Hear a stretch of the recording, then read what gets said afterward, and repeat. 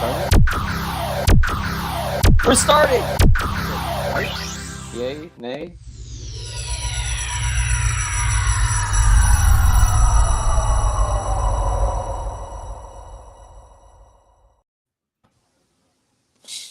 All right, welcome to a 4th-floor extension of 5 on the Floor here on the 5 Reasons Sports Network. I would like to say that we're playoff ready, but I never am. We got a full crew today here on the 4th Floor. We're sponsored by Biscayne Bay Brewing. You saw that in the opening credits. Make sure you get your Biscayne Bay brew today, whether it's the Marlins Lager, the IPA, or any of the others. Support Miami Craft Beer. They're the official beer of the 5 Reasons Sports Network, also of the Miami Marlins. You can also find their little posting there at the arena. By the way, some news on the arena before I get to my next sponsor. The Heat announced this morning that they will be expanding. We'll talk about this today. They'll be expanding to 17,000 fans. That's more than a triple from where they've been of late. By contrast, the Bucks are at 9,000, although I've heard that the Bucks could expand prior to the end of the series. They just simply didn't have time because the NBA just introduced these new protocols. So today it'll be 9,000 max for the Bucks, but it's going to be 17,000 for the Heat coming up on Thursday, which means that there will actually be 4,000 people in the crowd when the game starts anyway, because nobody's going to be accustomed to the traffic prior to a 7:30 game, and they're all going to be bitching about how hard it is to park. All right, also sponsored by our friend Lynette. You can find her at insurancebylynette.com, insurancebylynette.com, 954-581-8800. The official name of the company is Aggressive Insurance Agency. This is where you want to go for any type of insurance, but particularly if you need help with your driver's license. You have a little bit of trouble there. She will help you get your car insurance. So reach out to Lynette, big Miami sports fan, and also she's here quite a bit on our streams. All right, let's get to it. We got a full crew today, including one reintroduction that we need to make. There's one absence today. Although Brady's not supposed to be the absence, so where did he go? All right, our producer is Alejandro Villegas. Underneath him, Brady Hawk. Of course, you can follow Brady's work on our website and our YouTube channel in the center square down below. I don't know if I'm going to use to block you. Let's see. X. Greg Sylvander with the guts, although the Heat just stole a second T-shirt from him. So we will be going against the guts just because we didn't think of just posting that one. Ariel, I will mispronounce his name a million different ways. He is in the center square. He comes to us from the better country to the north. And you can find him as well on the Shoot Around. That's right, one of our 65 shows here on the network. Also on Full Court Press, our NBA show. Jonathan Ramlakan next to him. On the left, he's in the Vertigear chair. Of course, you got to go to vertigear.com/5RSN. If you want one of those beautiful, beautiful chairs, it looks like he's in like Star Trek right now. That's a gaming chair, but you get a discount if you use the 5 Reasons code. And above him, what the hell is this? We let a Dolphins guy in here. Alfredo Arteaga, one of the hosts of 3 Yards Per Carry. Of course, you remember Alfredo was the good luck charm during the playoffs last year. That's why he's here. It's not for his insight. All right, let's get to He brings the culture. He brings the culture. All right, let's get right to it. We've talked enough about the Jimmy Butler silliness in practice and all that. We did that yesterday with Alana. We did it on Floor's Yours. We talked about Bam DPOY. We're just going to talk about the series now. Okay, so let's get to it. Brady, who is available? Who is not available? What did Eric Spoelstra say? Yeah, everybody's available. I'm pretty sure that we're going to see the same starting lineup. I don't think it's going to be a reiteration of last year. I think they have their guys. They have their core. They have their 9-man rotation. And that's pretty much it. Everybody's available except Victor Oladipo, who will be returning in November. According to Woj. He'll be returning where? To his Miami Beach house or to possibly the New York Knicks? Let's go here, Greg. I saw a number. I want to promote Prize Picks, so I'm going to double up on this. And again, if you want to play Prize Picks, use the code 5 FIVE.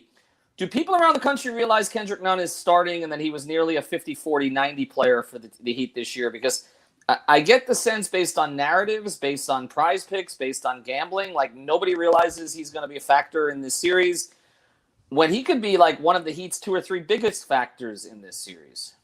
Yeah, I mean, Brady has convinced me on the Kendrick Nunn, the drop killer stuff. And I think it's just a prime series for him, especially the way he's been playing. So it does kind of show that there's a little bit of a blind spot nationally to Kendrick Nunn. So allow him to reintroduce himself. K-Dot shall, hopefully have a good series. And, on Prize Picks, since we're gonna hit there, like his total fantasy points is 17. That's like for all his statistics combined. He could have 17 points, never mind any other statistics. So he had 17 points in the first half against the Bucks in the last game. Exactly. So it's like it's a no-brainer play. Also, I loved Bam over on 9.5 rebounds. I feel like he's gonna play heavy minutes, so he'll have the chance to grab those boards. Yeah, let's get to that point, Jonathan. Then we'll switch. We'll go back to the center square after that. I feel like one of the things that gets overlooked in the playoffs is that unless Mike Budenholzer is your coach, the starters tend to play more minutes, right? So I feel like there's a couple of advantages that the Heat have in comparison to the regular season, which is one, that they got to practice for the first time, basically all year, and they did it for a week. But also, like, Bam and Jimmy are going to play 40+. I don't know if Bud's going to do that with Giannis and Chris Middleton.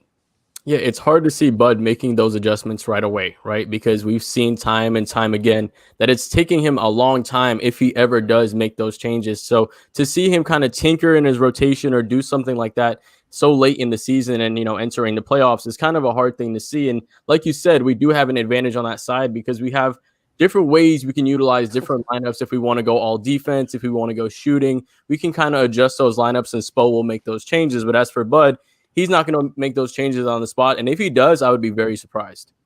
All right, we'll get to Cop Alpha in a second because I like that one that came in. By the way, if you want us to read your comment, use the super chat function because Royal's way ahead of me on that stuff. He's even got a better video than I do. I mean, Alejandro did his best here, but it ain't the post-up 5R video. Ariel, to the point of Bud, to me, he is the number one person on the spot in this series, like even more than Giannis. But I think if the Bucks win this series, they could win the championship. I really do. I like the matchup against the Nets. Philly doesn't scare me at all on the other side of the bracket, and who knows who comes out of the West. I mean, if LeBron drinks more tequila in public again without a mask, it's possible that Adam Silver might suspend him for a half. Nope. But probably not. But Ariel, I mean, Bud, I mean, does he adjust? Does he over-adjust? Or just he do what he did last year? What we saw last year was a just like he did not, not really a willingness to make the necessary adjustments. He kind of stuck with the same rotations. He played Giannis 30 or 32 minutes throughout the series. And I think that what might be different this year is that they have a shorter bench.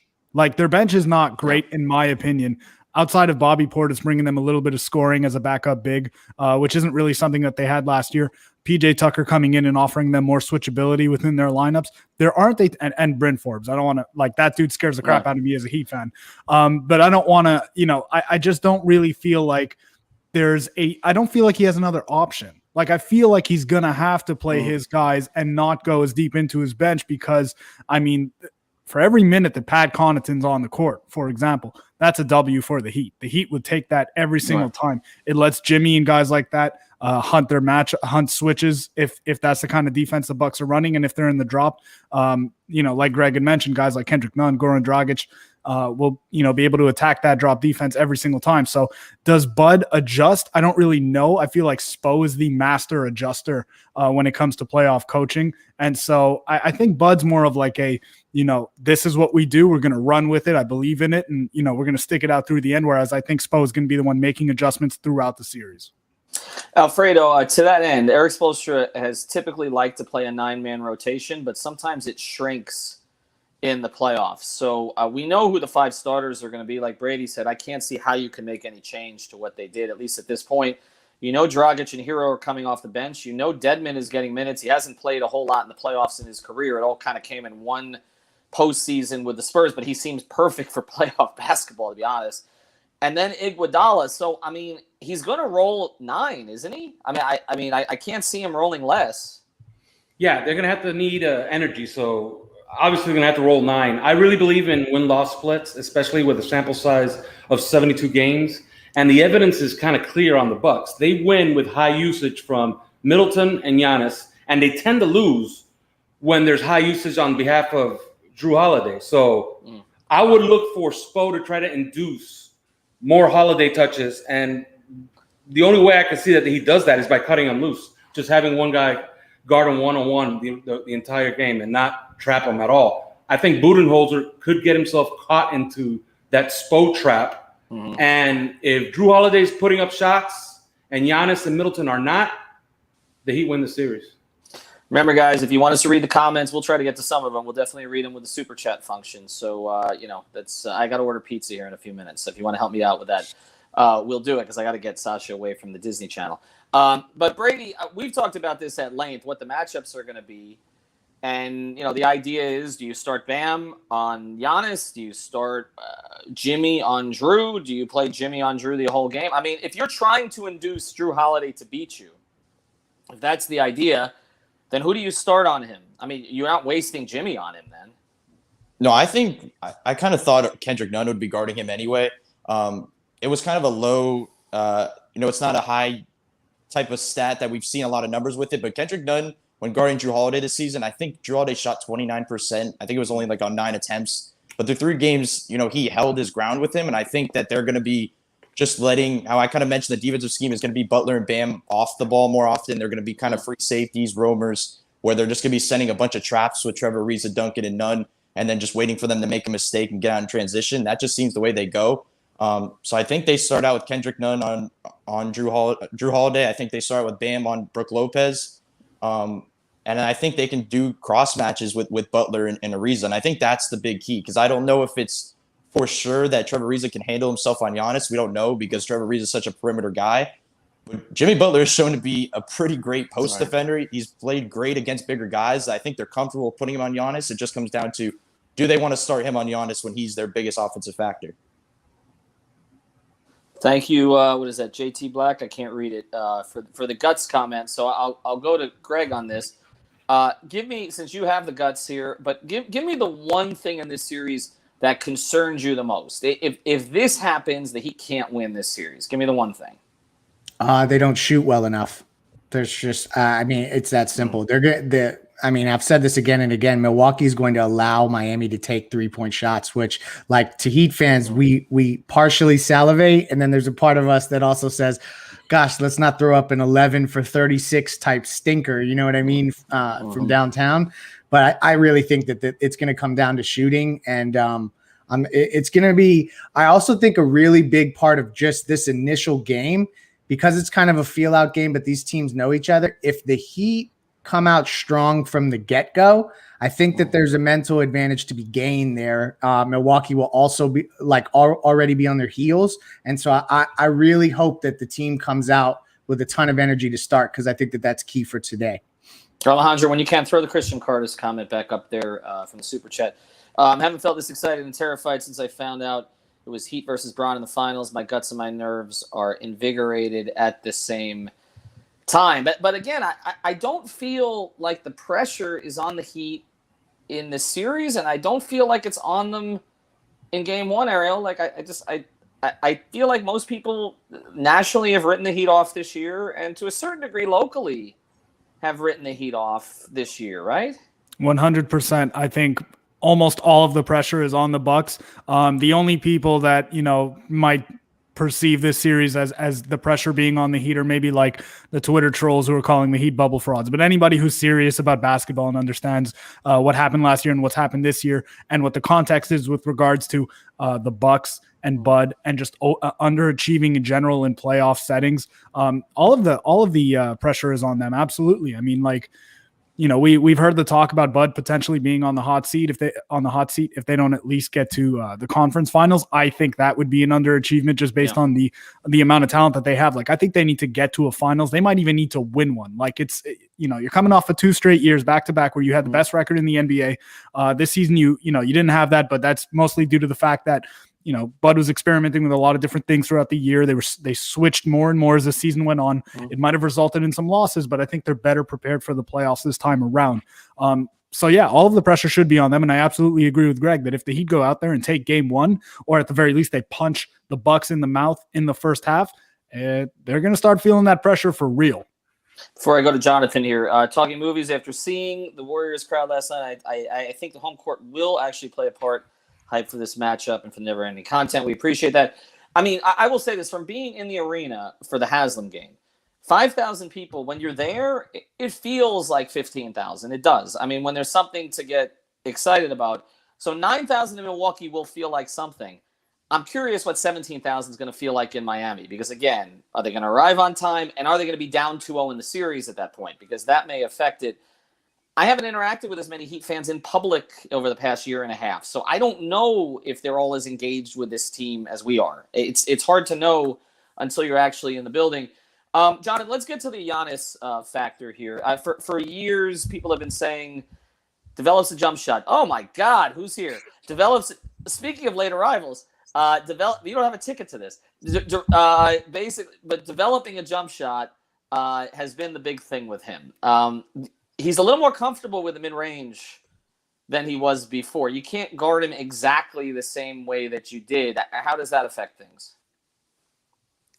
Well, we got to still remember the outside shot is the shot that you'd still prefer him to take, right? He operates best in the fast break. So once the game slows down in this playoff environment, those are the shots you want him to take anyways, because those are going to be high pressure shots, especially if he's wide open, because if we're giving them those shots, he's going to be overthinking it. So I think for Miami, we're still going to want to kind of do a version of building that wall, having people help, maybe send traps towards him, do things of that such. But I think if he's taking 3-point shots and if he's taking outside mid-rangers, you're happy with those shots because those are what you want the two-time MVP to be doing instead of getting to the rim and dunking on the lack of our size. All right, Alex, I'm going to throw you in the fire since you just got here before I go to Alfredo here in the top. For their futures, we talked about this before, but Jimmy Butler's signing an extension this offseason, by the way. Okay, that's happening. So let's stop with all the breaking bullshit. news. No, but he's going to. Again, from the past 24 hours and all the BS, they'll come to terms on that. He's not going anywhere. But let's get to this. I've asked you this question before, but now that we're on the doorstep of it, for Heat players in particular, who is this the most important series for their future? Is it Robinson? Is it Dragic wanting to return? Is it Kendrick Nunn, perhaps, whether it's his value here or elsewhere? Is it Bam as he goes into the extension, or is it somebody else? Who is this the most important series for? It's definitely not Bam. I mean, it's important for Bam for his progression, not as far as like him being on the hot seat in any way, as a player. But I think I would probably go back and forth between Kendrick and Tyler. Probably Kendrick, just because his situation is more pertinent and time wise. Like, I think it's a real question whether they bring him back or not, given that they want to use their cap space elsewhere, I think. And so even though I think they should bring him back and, they should go into the tax, it's not my money. So he kind of has to go out there and show them that, yeah, he's worth retaining. And he, especially after what happened in the bubble, understanding everything that happened to him with COVID and all, like there's the pressure is on him as the starter to come out and just make his jumpers and do what he does in the regular season, except in the playoffs. Alex, I was also going to ask you if it was Spo's fault that Bam didn't win Defensive Player of the Year, but I decided to let you off the hook on that, so you don't have to ask that question again. Do you think I should have asked him if it was? I should ask. I think that should be the. I think that should be the post game question from you tonight. Actually, whatever the result is, Eric, do you take personal? I mean, do you want my credential to get yanked? Not really. Although I'm sure Brady will take it. But yeah, no, I'll see you there on Thursday night. Alfredo, let's get to this though, because you are sort of, you used to have the Riley, avatar and all that kind of stuff. We talk about Pat's future and kind of where they go with this. With your sense of kind of what you know of this organization, if they lose in the first round to the Bucks, his view on this season is what? That's why I completely disagree with the earlier question that you asked about who has the pressure. I think the pressure is squarely on the shoulders of Kendrick Nunn, Tyler Hero, and Duncan Robinson, because I think they want to prove that this team can work as constituted. If they lose in the first round, I'm pretty sure I know that Pat Riley's going to sit in a room with Andy Ellisberg and say, how do we blow this up, improve the team, and bring a star for Jimmy and Bam? So I think there is a lot of pressure on the Heat, namely those three guys. Nunn, Hero, and Duncan, because I think they're going to want to prove last year wasn't a bubble fluke. They want to defend their Eastern Conference title, so they want to prove that they're capable players going forward and not actual trade bait, which could be the case if they lose in the first round. The Kyle Lowry conversation is going to come up throughout this. He's not in the playoffs, obviously. I don't know what the hell Masai was doing there because there was no intention to make the playoffs. He could have had, at the very least, an asset for him.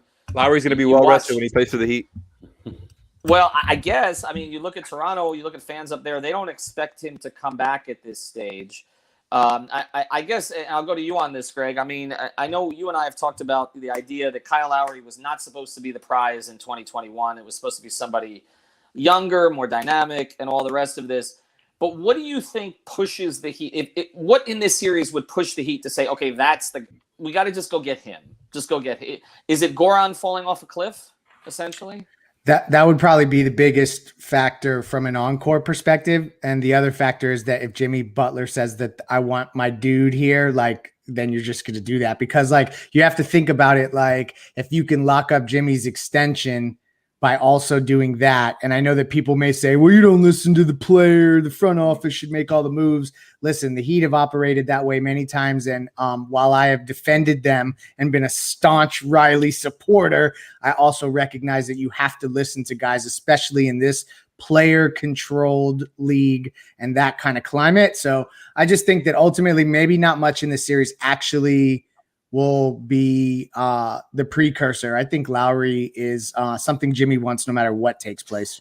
When you say listen to the player, it reminds me of what Draymond Green said last night, that he's going to be heavily involved in Warriors decisions, which I thought that whole thing was fun because basically, Steph said we're not even close after, 3 years ago, the owner and everybody in Golden State was saying we're light years ahead, which I thought was kind of interesting. By the way, you've been Ethan, you've been watching the NBA for a long, long time. Is that floater one of the most embarrassing shots in the history of the sport coming down the stretch? Somebody said on Twitter that like LeBron, he saw 3 baskets, he just shot it the wrong one, which is probably true. Draymond Green, by the way, is a name to watch for the Heat this offseason. Draymond always sees 3 baskets. Just keep an eye on Draymond this offseason. I just call it a hunch based on past things. But all right, so again, Alfredo, you make the point. If they don't win, that maybe they blow it up. There's also the possibility that if Kendrick Nunn goes off in this postseason, he prices himself out of the Heat's range, which I think is definitely an option. All right, so before we close here, it went a little longer. We appreciate everybody, by the way. Lynette commenting there. Make sure you go to insurancebylynette.com, and she'll help you at Aggressive Insurance. But Brady, we've all sort of given picks at this point. But let's just look at game 1, okay? The Heat are, I think, a 5-point dog in this game. The money moved to Milwaukee. It actually was a little lower, and it kind of bumped up a little bit. Mm-hmm. How do they steal this one? Yeah, I think it's going to come down to, I think this is as a series as a whole, but especially game 1, it comes down to Duncan Robinson and Bam Adebayo. Looking back at last series, I talked about that Duncan Robinson had good looks in games 1 and 2 when he was coming off of, it was basically an introduction to what he's doing this year with the high pick and roll stuff. He was getting good looks against the drop. And then by game 3, Brook Lopez was flying out at him. And I think that's what you're going to want to see. How does they guard Duncan Robinson to start off? And if they do go that route in game 1, it's on Bam Adebayo. So I think it comes down to those two. We know what Jimmy's going to give him. Kendrick Nunn and Tyler Hero are going to have to hit shots at the elbow and the drop. But it does come down to one of those two taking advantage of what the defense gives them. I'm going to save something for Greg last because there's a comment that just came in. I didn't see it. No, I'm going to let you close on it because I have something related to it. All right, Jonathan and then Alex, give me the one key today, not the series today.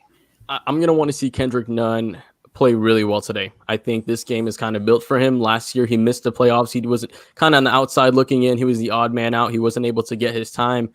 This time he's able to actually start the playoffs, and kind of similarly how he came out at the beginning of last season and just, made his presence known. I feel like Kendrick Nunn can be the real X factor tonight. And if anybody's lacking the guts, don't forget we're still the reigning, defending, undisputed Eastern Conference champions until anybody defeats us.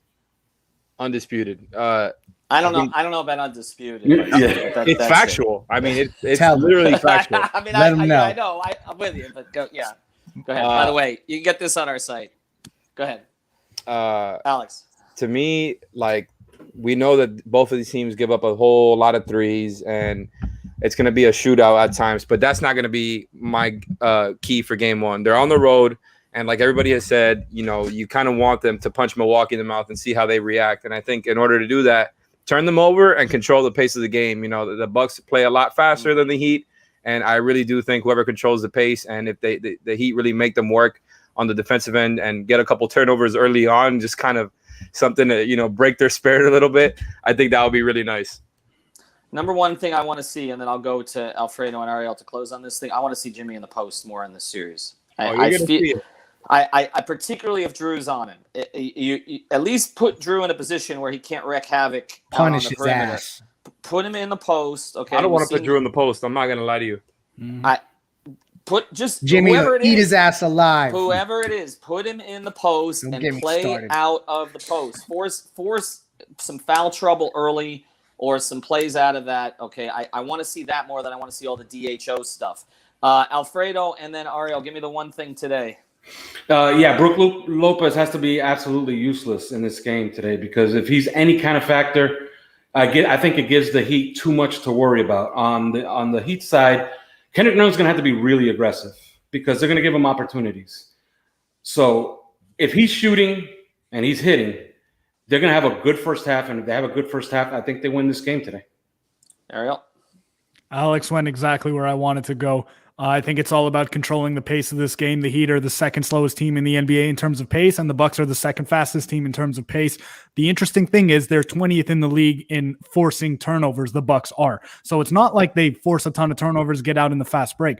They just inbound the ball and they go. So if I'm the Heat, I'm picking up full court. I'm not doing that all game, but I'm mixing it in a lot, and I'm forcing them to get into the shot clock before they can really set up their offense. If you force them to execute in the half court, they're a really good overall offensive team, but they are not a great, deliberate half-court offensive team. That's what I'm doing. That's the key to this game, I think. All right, I got one for Greg before I do. PrizePicks.com. Use that code 5.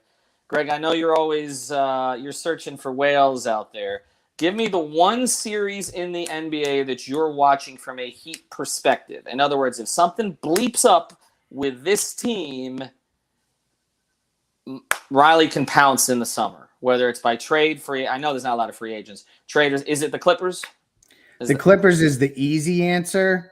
So I guess that's where I'm going to go. But I feel like that was the low-hanging fruit. Like anyone would have said the Clippers and the whole Kawhi thing. I mean, the fact that Woj even floats Miami as a name with Kawhi is like not a usual Woj move. Usually Miami's not mentioned. So it's the Clippers, and they play Dallas, and then they're likely going to have to face who here? Probably Utah, something like that. So they've got a path, but it's not the type of path where if they lose, people are going to definitely point that out as a failure. So that's the easy one.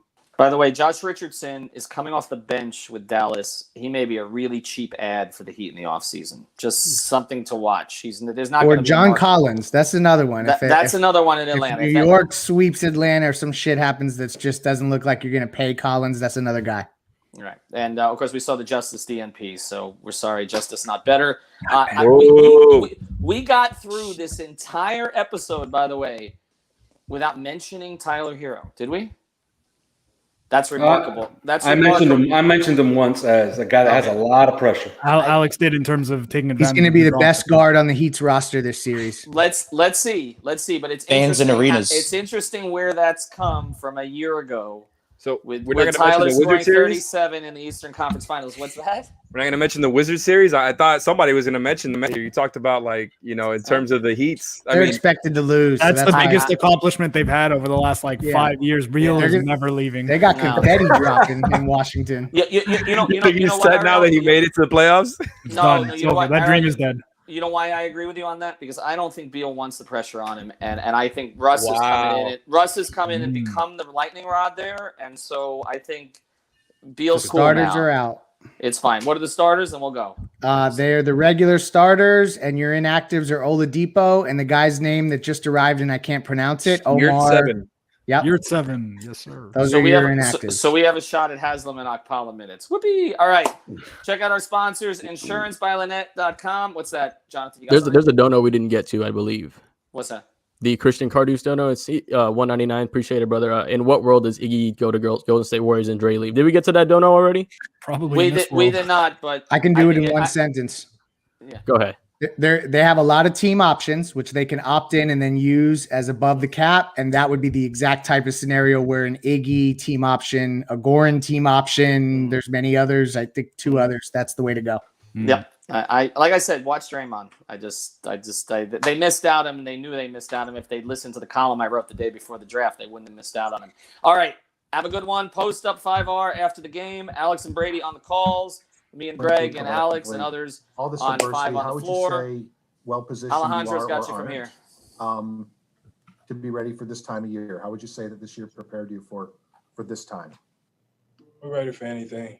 You know, you leave the past in the past, all the wins, all the losses, all the mishaps, all the great fortunes. It's a different time of the year right now. You're supposed to be playing your best basketball, be healthy, and first one to 16 wins. So we gotta start with the first 4. You, I think by Saturday, I think it's going to be 10 days between games for you. How much did you need that time, and how much fresher do you feel after a week? I'm sure you've been working, but without games, what's that do for the mind and body? I'm good. I'm ready to go. I'm in shape. I feel like James, my trainer, does a great job of making sure my body's intact. I'm lifting the right way, moving the right way. Stanley Remy, who I do some stuff with on the court, studying film. Quinny here, Coach O. Like I'm ready to go. I'm locked in along with all my other guys. But I think they expect me to go out there and be a decent player. Thanks, Jim. Next, we'll go to Jason Jackson. Jimmy, it's unique to have this time off, as Tim alluded to, particularly this week to get ready. How impactful has it been as a team? Very, very, very. I think everybody's just gaining more and more confidence, knowing what we're going to be doing from play-to-play, quarter-to-quarter, possession-to-possession. And how together we are right now more than ever. And I think that's what it's going to take to make sure that we win. Everybody's in here working, here early, studying every part of the game, ourselves and the Bucks, putting the work in, man. A week of that, I think we'll be ready to go. You so enjoy the competition, maybe even up to the confrontation that could occur in competition, which that sometimes breeds with familiarity. So going against the Bucks again, what are your expectations about the intensity of it? Yeah, it's going to be intense. I mean, it's playoff basketball. Don't nobody want to lose at that. We feed off of it just like they probably feed off of it. I understand what's at stake. They want to beat us. We want to beat them. Nobody want to lose. But we got a job to do. I'm sure they're saying the same thing, but that's okay. Dog fight. Let's see what each team is made out of. All right, next we go to Malika Andrews. Hey, Jimmy. At the end of the bubble last year, when we were all in that little room off to the side after the Lakers series, you took a selfie with Goran and Spo, and you guys said, all right, we're going to learn from this. I'm going to take this picture, memorialize it, but then I'm going to learn from it. I hope you frame that photo, and kind of what have you been processing since then? What have you learned from that you're taking with you this year, even though it's a new season? Myself, just how much better I have to be from night to night, game to game, and how much better I have to make sure that the guys around me are. I think that's my job as one of the leaders here on this team, and my job for the organization. It's definitely fun. Yeah, we don't got the same group of guys, but we still got guys that care about one another, about winning. And I think that I got to make sure that we hold on to that from day one in the playoffs all the way up to day whatever, whenever we are hopefully holding that trophy. And then secondly, if you were to be, put yourself on the outside looking in, maybe you guys have played against the Bucks this year, but you haven't played against the Bucks this year. Is there anything, does that mean anything? Is it a good thing? Is it a bad thing? Is it, what is there to make of that? Is it an advantage? Is it not? I don't look too much into it. I don't know what the outside say. I don't know what anybody would say. Just a mishap that I wasn't able to play. But I guarantee that they still got a scout for me, whether I played or not. Thanks, Jimmy. Next, we'll go to Ira Winterman. Jimmy, it was just about a month ago after the win in San Antonio when you told us about the playoffs. All we got to do is get there. We get there. Us as a team. I'll handle the rest. That's sort of how you're looking at it now, that they did their part and now you're ready to lead for the next season, so to speak? Yeah, but I didn't say I said we'll handle the rest. It was a misinterpretation of my quote. But you can say I if you want to. But I really can't do it by myself. I got a squad. I got a team with me. And these are guys that I'm rocking with. I have been all year long. I'm going to make sure that they're comfortable. I'm going to make sure that I'm comfortable. And I got nothing to worry about. We're in this thing together. Like I say all the time, I like our chances anyway. And who have you seen specific growth from? A lot of people say when you go through a series like that, you learn so much so fast. So when you look at the guys who were with you last season on the road to the finals and back this year, where have you seen maybe specifically the growth in a player or two? Everybody's grown. We're not gonna say that everybody's the exact same. You look at everybody's role has changed from K9, starting again now, and Tyler playing a role that he's playing after having a very exciting playoffs last year, and Duncan's a hell of a player. Bam, all the way down the line. Like everybody's grown into a much different role, and they affect winning in a different way as they did last year. So I'm not gonna pinpoint one somebody. I think we've all, as a unit, as individuals, have grown. All right, next we'll go to Will Manso.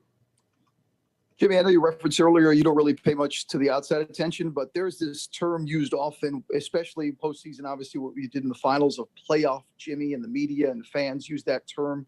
What does that mean to you? Is there another Jimmy or another level, another you that you reach when it comes to this time of the year and these big moments? I don't know. I think I'm stupidly locked in. I can tell you that. The amount of film that I watch, the amount of time that I spend on the court working on my game, trying to figure out where everybody's going to be at on the floor. It's a different type of year for everybody, but I'm not the only one that's like that. Everybody is. But I think they expect me to really be dialed in, locked in, be a completely different individual player on both sides of the ball in every aspect of the game, and I like it. It's kind of like you don't hold anything back. You leave it all out there. That's time of year for it. Next we go to Joe with Heat.com. Hey, Jimmy, you obviously played with Bobby Portis back in Chicago. How have you seen him grow over the years, and what do you think he brings to Milwaukee? I mean, I told Bobby, his rookie year, how good of a player he was going to be in this league. He just had to find the right system, the right organization that believed in him the way that I believed in him and the way that he believed in himself. And I think he's found that.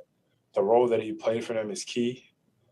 And I'm happy for him. I'm proud of him. I know where he comes from, and I wish him continued success. Just not in this fucking series. Next we go to Cooper Moorhead. I mean, Drew Holiday spoke pretty highly of you the other day as far as respect as a competitor. I don't think you got a lot minutes against him when Bulls and Sixers facing the playoffs your rookie year, but what makes him so tough, and what are you looking forward to as far as the battle you're about to have with him? I love competition. I'm a fan of his game, the way that he always floats under the radar, but he's an all-star year in and year out. Does everything so well when you talk about shooting the ball, finishing at the cup, right hand, left hand, however you want it. He got that. And then he definitely takes the challenge on the other end. I look forward to it, though. I think at this time you can't run from anything. You got to want that matchup. You got to want the fierce competitors. I respect him for it. A lot of guys on the roster, I do. But we got some guys over here, too, that's not backing down. And we'll go back to Malika Andrews.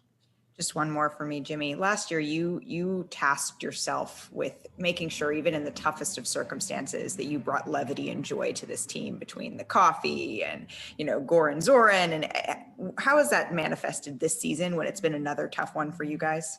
Same way. It's not all bad. It's not all good either. But we're going to smile through this thing because we're fortunate. We're blessed enough to be able to play basketball every single day. Most of the days, I should say. And it's not going to be all good moving forward, but good, bad, and different. We're in this team together, and we're going to have each other's backs. Ain't nobody going to talk down on none of my teammates. We're not going to allow that. Ain't nobody going to push one of my teammates down. We're not going to allow that either. But we're going to be in this thing together, and I think that's the best part of our squad. Thank you. Next we'll go to Tim Reynolds. Jimmy, since Malika brought it up, I have to ask, you're only going to be there for 3 nights, but is the coffee apparatus traveling? Damn right it is. Have prices changed, or does it, inflation, whatever, is it still $20? I might jack it up just because I'm in Milwaukee. Big Face is hitting the road. Might make a commercial now that I think about it. But be on the lookout. Goran, you will be paying. So I hope you see this damn interview.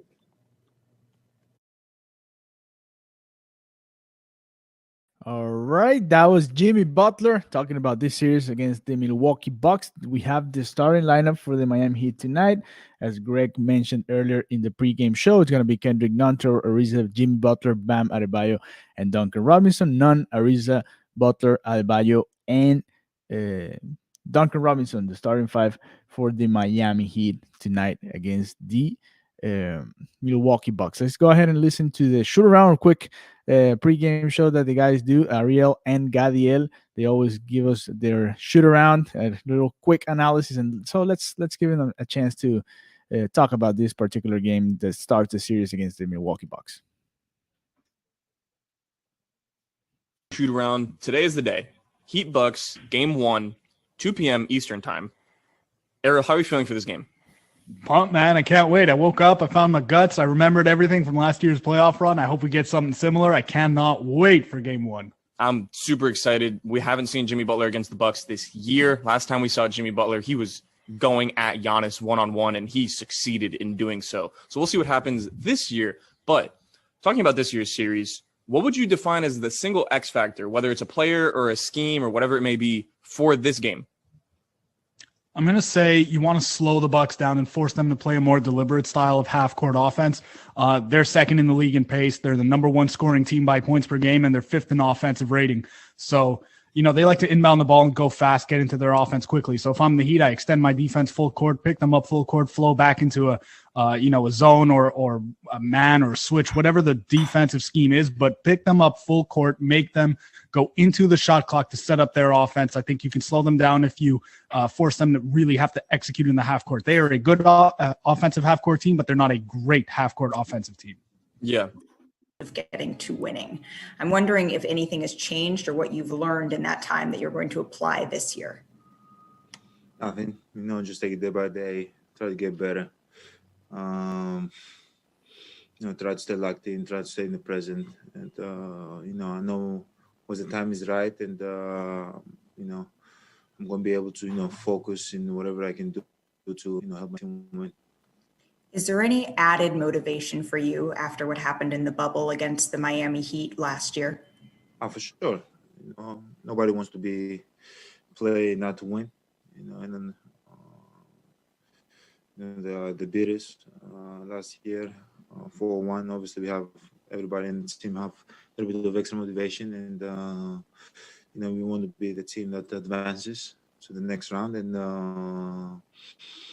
I think guys are in a good place mentally, and hopefully we can go out there and get game 1. Last one for me, Giannis. PJ said that he sometimes feels like he needs to not just talk for himself, but be the vocal person for Chris, for you sometimes when you're more quiet, for Bobby when he doesn't talk very much on the court. What have you noticed from him in that sort of, is it less silence than there was in previous years, or what have you noticed there? No, for sure there's less silence. Yeah. PJ's been vocal a lot, and that's what he got to do.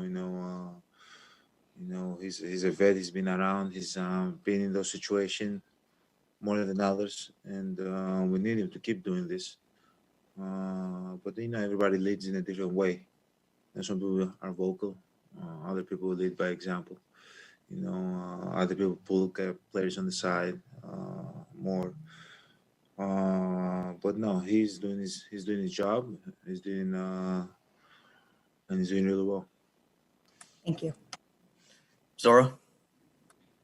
All year, you all have switched things up both offensively and defensively. Coach Bud has kind of taken chances with different adjustments. How do you find that variety during the regular season has made preparation this week look a little similar? So when Coach Bud is presenting the game plan, do you feel like it's things that you all have been working on all season, or do you feel like it's stuff that's all new? No, it's things that we're working on, the whole season, and obviously it's you got to be more intense and you got to be more detailed, usually when we go through the game plan, we go through the 2-3 best players on the team, and we have a way that we operate. Now we got to be able to, the way that we operate might not be the way that we got to play against Miami, So as I said, our game plan is a little more detailed, personnel, very detailed. We got to know what each player does, what he likes to which move he likes to get to, which side on the floor he likes to execute on, and we just got to do it with a lot more effort. At the beginning of the season, you had this really interesting quote about the fact that like plan A, and then you got to be ready for plan B. Like their punch, you got to have the counter punch, right? Is that now where you have to exhibit those things is in the playoffs? Would you agree with that? But it's not about their punch; it's about our punch.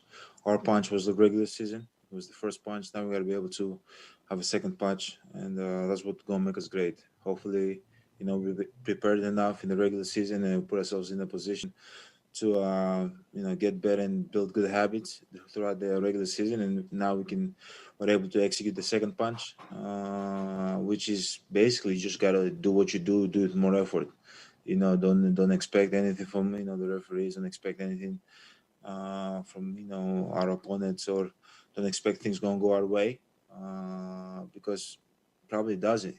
But we got to be able to keep stay locked in, stay together, and keep executing until the end of the game, and hopefully we're the team that win the game.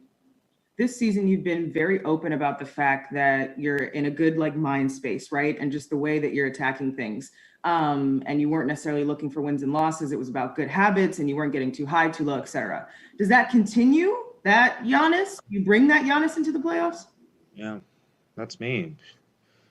I wasn't different Giannis, or it's not like I have moon swings, or there's different Giannis in the regular season, different Giannis. No, that's who I am. That's me, and I know what I want, and I'm just going to continue being me, and I'm okay with who I am, and what I love to do is go out there and compete, and hopefully we can be in a good position and we can win games.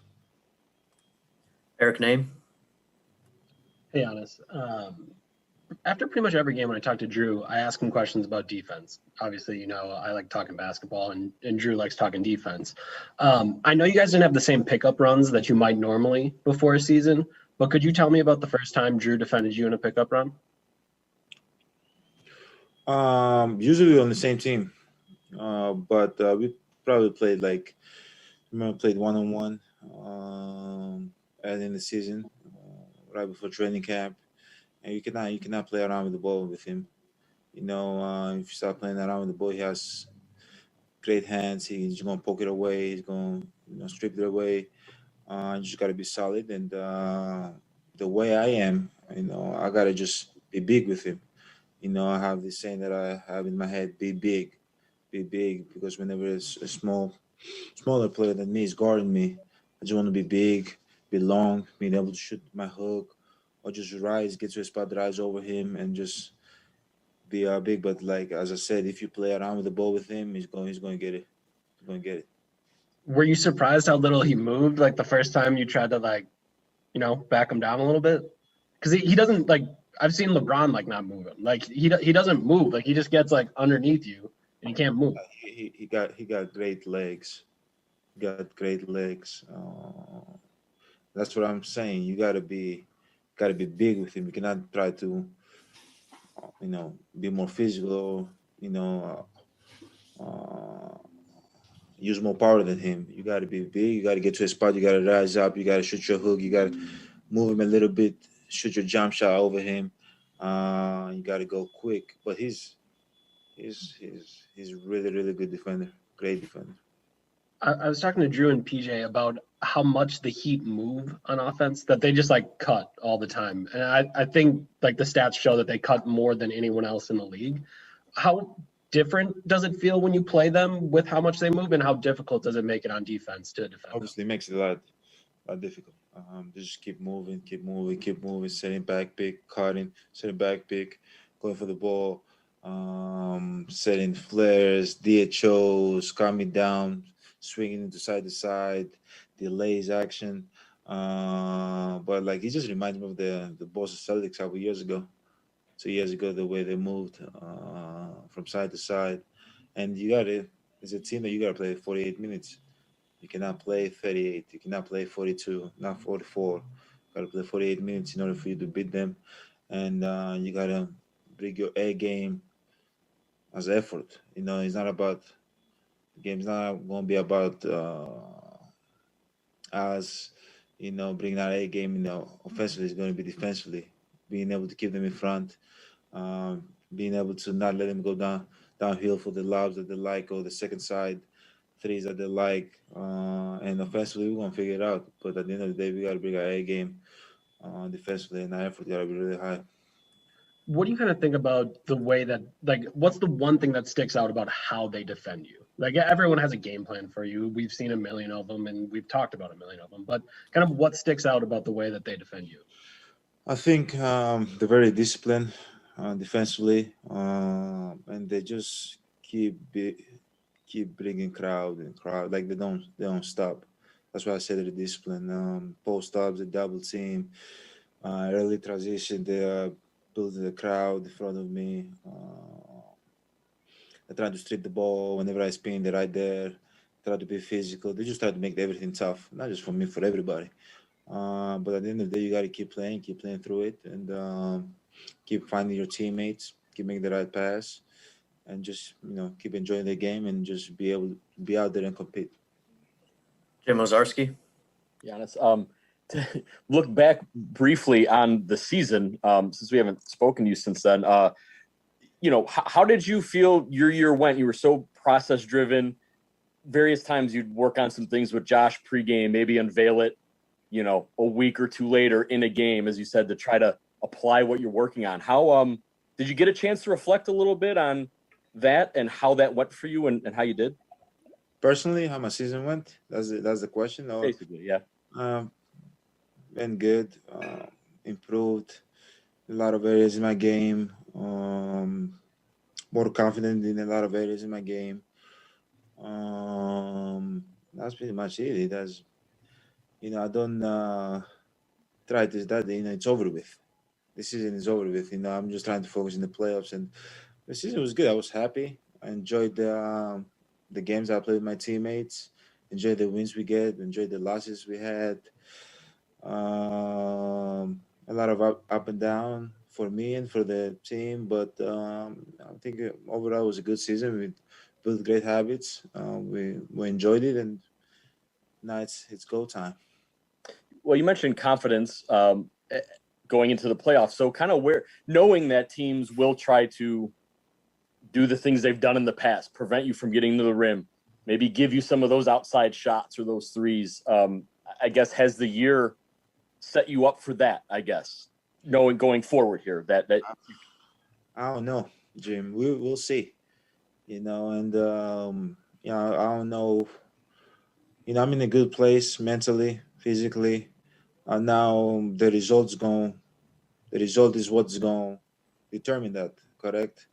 But I can't worry about that. If I make the shots, yeah, I was ready. If I miss the shot, no, I wasn't ready. So I don't worry about that. I would just worry about, how I am physically, how I am mentally. I'm in a good place. What I know about me is that I'm going to be out there and I'm going to try to compete. And I know the worst thing that can happen is me missing a shot. That's the worst thing that can happen. So I'm in a good place. I'm just going to go out there and compete.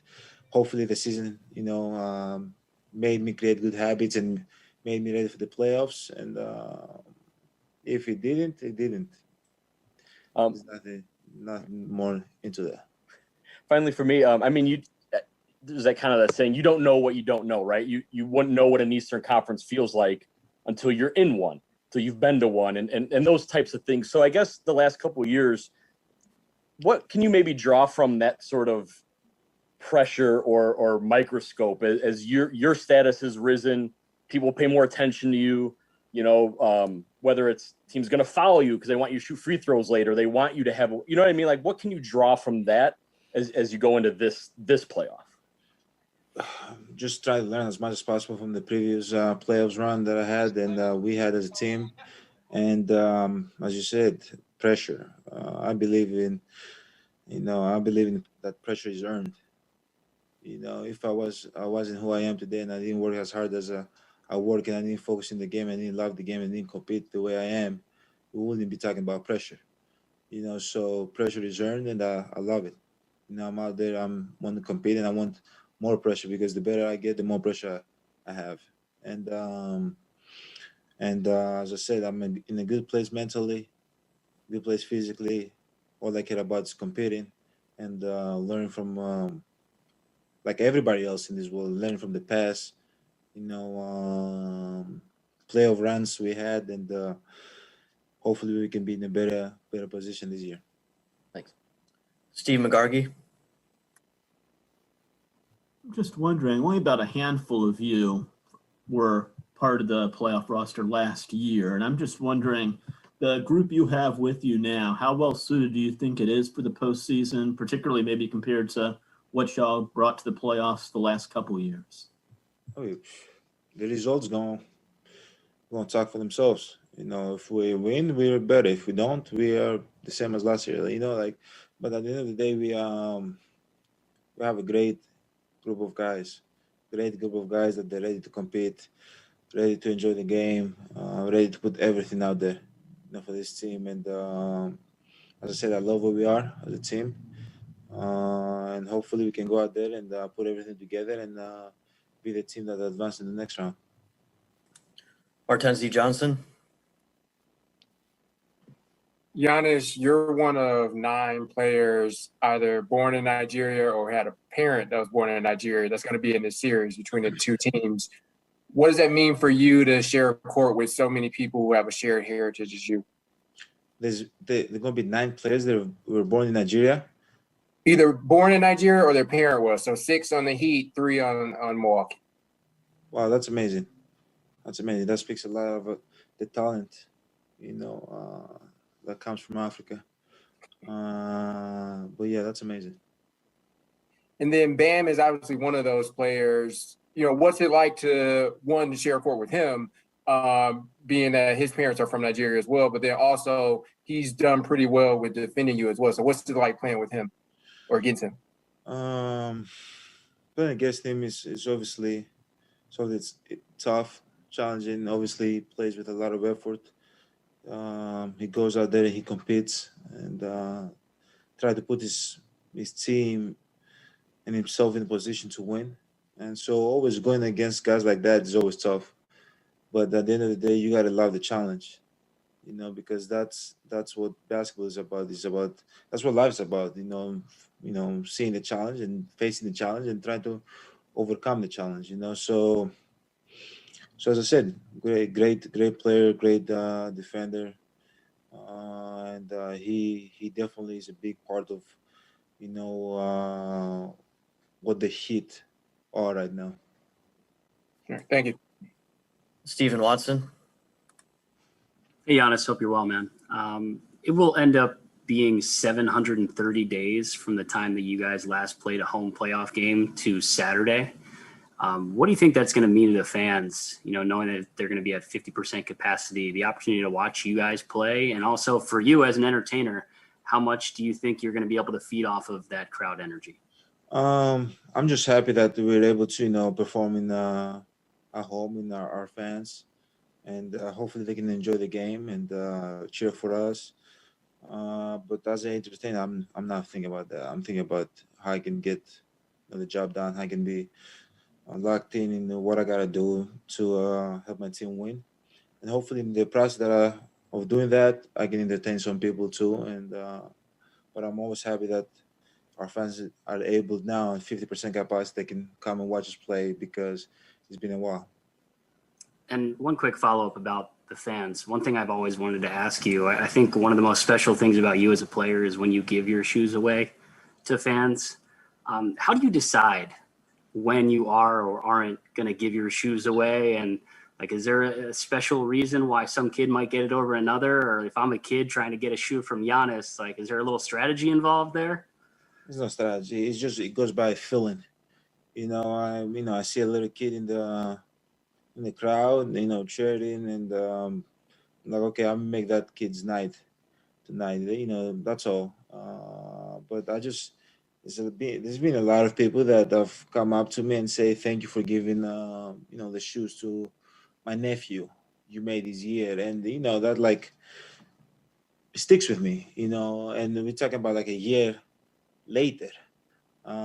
So I know that if I see like a little kid that I can make his night, and he come to watch us, support us, or maybe the other team, it doesn't really matter. I know that by me doing that, he probably going to remember it for the rest of his life, and it goes by feeling. I'm not. There's no strategy. There's no if you cheer louder for me, I'm going to give you the shoe, or if you boo me, probably a lot of kids I've given my shoes in the past, they probably was booing me, because I've done in away games. So no, it doesn't really matter. All I care about is that I can touch somebody's heart, or whatever the case might be, and he can become a Bucks fan or a Giannis fan. So that's it. All right, one more to Tim Bontemps. It's a lot of questions today, man. I only got one for you, Giannis. Thanks for doing it. You talked a bunch earlier about learning from past playoff experiences, both for yourself and the team. Obviously, there's some new faces this year, but what have you learned from the past couple of years when you haven't gotten to where you've wanted to go, and why do you think this year will be different? I don't know if this year is going to be different, Tim. I'm not going to lie to you. I didn't say that. It might be the same. Who knows? It might. We'll see. The results going to talk for themselves at the end. But at the end of the day, is that don't get too high, don't get too low. I feel like last year, probably because of the bubble, wasn't able to get away from basketball, like losing the game and just going to the hotel and seeing the players that just beat you. You like got too low about yourself, and then you listen to the media, what the media has to say, and they say, "Oh, they're terrible," and you kind of take it too hard, and you're like, "Oh man, are we terrible?" So, and then when you win a game, oh, they're so great. Oh yeah, we so great. Yeah, we're gonna win the whole. Don't get too high, don't get too low. Just go out there, do what you do, compete. Because at the end of the day, we're not gonna win 16 games straight. And hopefully we don't lose 4 games straight. So yeah, don't get too high, don't get too low, and just go out there, compete, have fun. Because what's the worst thing that can happen? So there's nothing that to you is the biggest thing, is just from a mental standpoint. It's not anything about on the court that's different or needs to be different. That's on me. I'm not gonna share that. I'll talk with my coach about what we're gonna do on the court and how I approach the game on the court. So that's my game plan. But and that's like, that's my sanctuary. That I don't share that. That's who I am as a person. But mentally, it's probably that.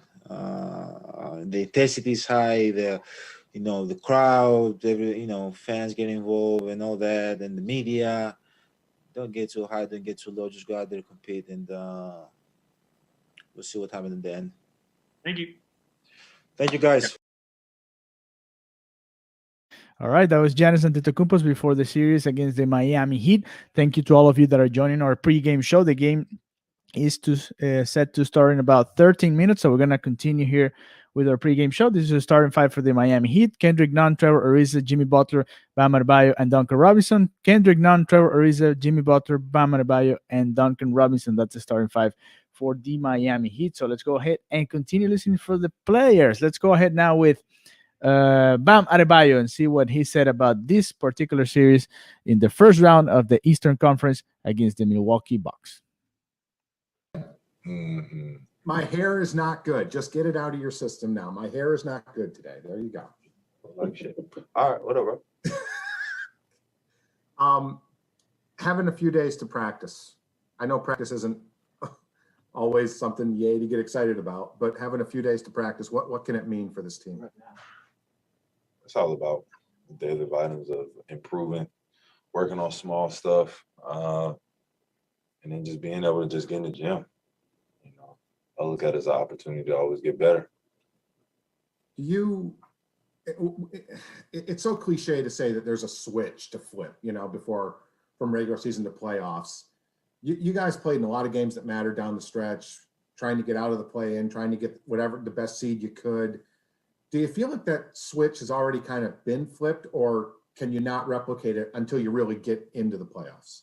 No, it's already been flipped, because if it wasn't flipped, we would definitely be in play-in or out of the playoffs, because it was a point in time where we were almost the worst team in the East. So it's definitely a switch.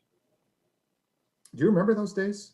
Like, seriously, do you think back at where this team was a few months ago with all the craziness? Yeah, it was was growing pains, you know. Everybody was looking at me like I was crazy when I was like, yo, like it's it get better as you go.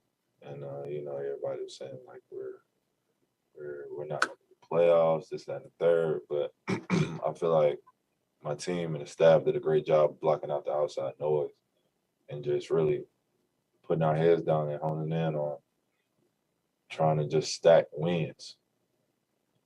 Thank you, sir. Next, we go to Malika Andrews. Hey, Bam, I'm wondering what you learned last year in your run in the bubble. I know that's unlike any other sort of playoff experience, but what you took from that, what you took from what you saw from Jimmy there. We've talked about playoff Jimmy today, to learn and to apply to your approach of how you want to approach things this season in this playoff series.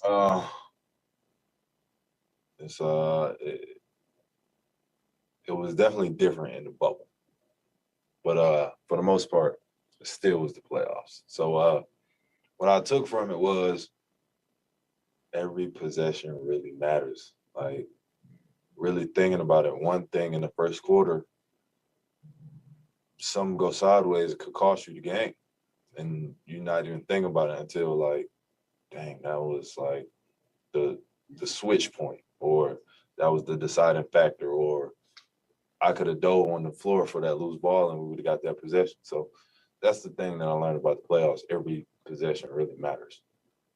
So this time you're going to be on the floor. I mean, I was on the floor last year anyway, but it was just you can tell the difference between the regular season and the playoffs, because you know, a lot of dudes that are older, that are vets in the regular season might not dive. In the playoffs, you see everybody diving, you know, bodies flying around, because we know how much it matters to our team. And at the end of the day, everybody in the playoffs wants to raise that trophy at the end of the year. Thank you.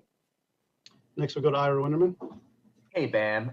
Going back to Tim's question, from those darkest days to when you guys finally finished the season best 8 games over 500, what were the biggest changes? Was it something mechanical? Was it something basketball related? Was it emotional? What sort of that 15-game swing? What was the biggest change from 7 under to 8 over? We got healthy. that was the biggest thing. We had a healthy team, and we were able to be in the game together and figure out the chemistry. So I feel like that was the reason. And then I know there were subtle moves at the trade deadline. There was a hope for a bigger move with Vic. Unfortunately, he was injured. But even just Trevor and Dwayne and what they added, did that sort of feel tangible of lifting this team perhaps to another level? Yeah, 100%. You know, every time Dead Man steps on the court, he brings that energy, he brings that edge about himself. And that's what you need. Like, you need a guy with edge. You need a guy that's, a little bit like UD. So, but you need guys like that. You know, TA is silent to y'all, but on the court, when something ain't right, or it's like back and forth going, him and somebody in TA, like different person. total different person. Like, y'all get to chill TA. But you need guys like that. You need guys that, you know, carry themselves with a swagger and have that will to win and will do anything to win. And that's a lot of us. Thank you. Next, we'll go to Brendan Tobin. Hey, Bam. A lot of the best, most intense playoff rivalries come from rematches, and there's been some good ones over in Heat history. How about you revel in the fact that you're going into kind of like the next era of one of you versus Bucks round 2? Bucks round 2. It's gonna be a battle. You know, that's pretty much how I see it.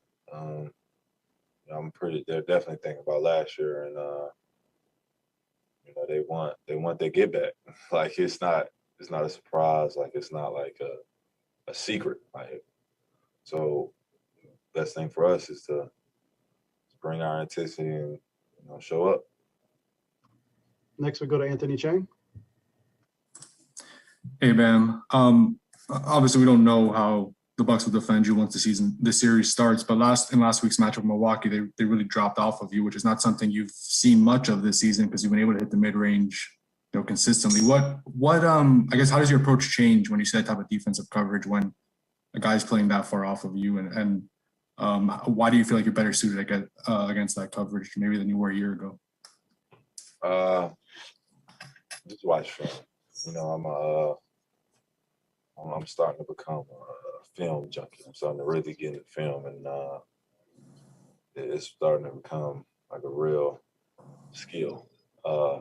Just being able to watch, certain coverages, certain strategies, and figure it out like that when you see it on the court. So just watching film, and usually when I get covered a different way, I usually go back to a couple of days after, watch film, and then so we got a couple of days right now just to watch film, lock in, and really learn how to beat the coverage. Thanks, man. Next, we go to Will Mansell. Hey, Bam, you referenced a kind of a classic SPO term earlier, the noise and blocking all that out, but you hear some of it. Preseason noise was you guys couldn't make this kind of run again. Here you are, ready for a run, and the noise is kind of stuck the same, that this team, there's no way you're going to beat the Bucks, the Nets, and the teams ahead of you. How much is that a chip on your shoulder, even through everything you guys have been through? I don't listen to it. I didn't hear that until you just said it. So block out the noise, man. At the end of the day, we're here to play basketball. We're here to do our job. So got to block out the noise and do our job. Next, we go to Cooper Moorhead. Hey, Bam, Milwaukee, they tried to stick to their base scheme last year, and then they tried switching, and it didn't go all that well for them. And now they're trying to switch even more, and they've added PJ, who kind of unlocks a few different lineups for them. But with them trying to switch more, how does that change your approach to attacking them? And could that benefit you personally because you can attack smaller guys on a switch? Man, at the end of the day, we're going to figure it out. So,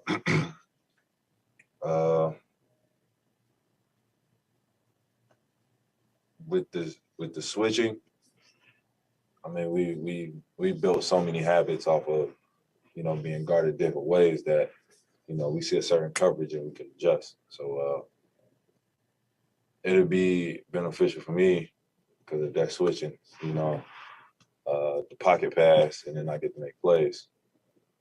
Thanks for that. And then just quickly on Giannis, it's well known how you guys are going to defend him, or at least try to defend him, keep him out of the paint. How has he improved from last year, from the 3 games that you've played against him this year? How is he a little bit more different to defend now? I feel like he's more under control than he has been.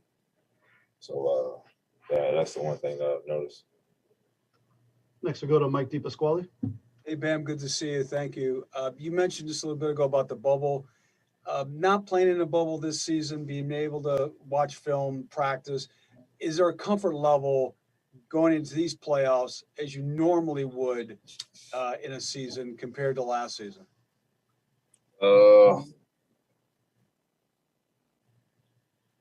I mean, last year was different. Like, we can't even put last year in like a regular conversation. Like that was just being in the bubble was different. But it feels like it's getting back to normal.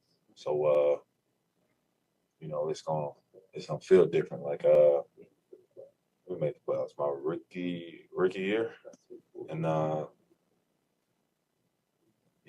rookie year when it was normal, and that's the playoff atmosphere that everybody wants to be in. So it's gonna be exciting to get back in that playoff atmosphere. Next, we go to Joe with Heat.com.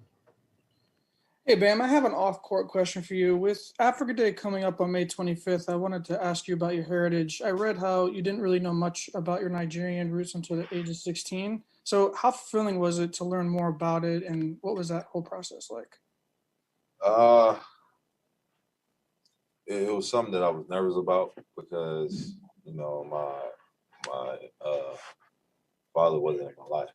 So I didn't really have like a easy outlet to just figuring out my heritage. So it was difficult. So I went through just reading, like reading where my name come from, like getting the basics down, like really learning like the heritage and where I'm from and what tribe. Gotcha. Thank you. All right, Bam, that's it. Thank you. Black Lives Matter, people. All right, that was Bam Adebayo talking about this series against the Milwaukee Bucks. Thank you to all of you that are joining us here for the pregame show. The game is about to start. Miami Heat facing the Milwaukee Bucks for the first game of the first round of the Eastern Conference Finals. No, not Eastern Conference Finals, just the first round. The start lineup for the Miami Heat tonight: Kendrick Nunn, Trevor Ariza, Jimmy Butler, Bam Adebayo, and Duncan Robinson.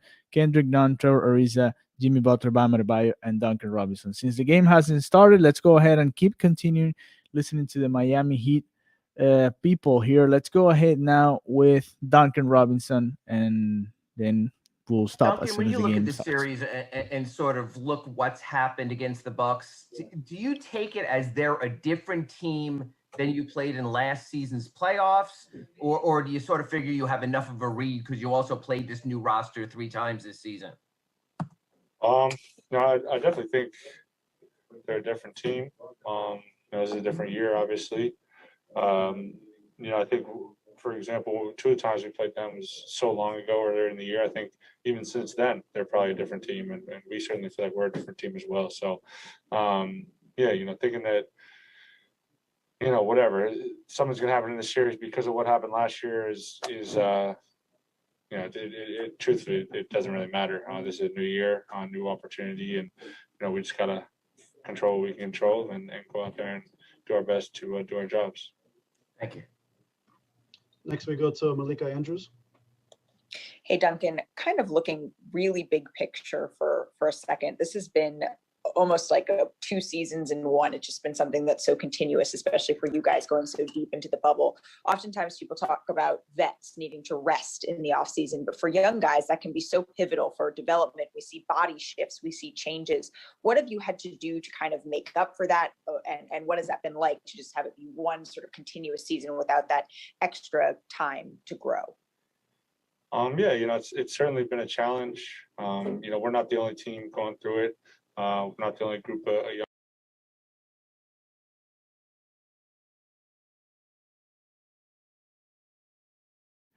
All right, guys. So the game has already started. We are doing a live score here on our YouTube channel on a different link. So thank you very much for joining us during this pregame show.